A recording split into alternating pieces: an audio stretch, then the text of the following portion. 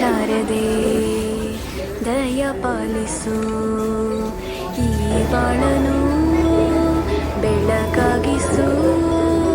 ಹೇ ಶಾರದೆ ದಯ ಪಾಲಿಸು, ಈ ಬಾಳನು ಬೆಳಕಾಗಿಸು. ನಾಳೆಗಳ ದಾರಿ